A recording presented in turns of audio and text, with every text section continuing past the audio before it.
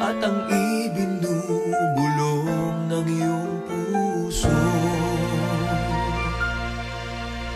Natutulog ba ang Diyos? Natutulog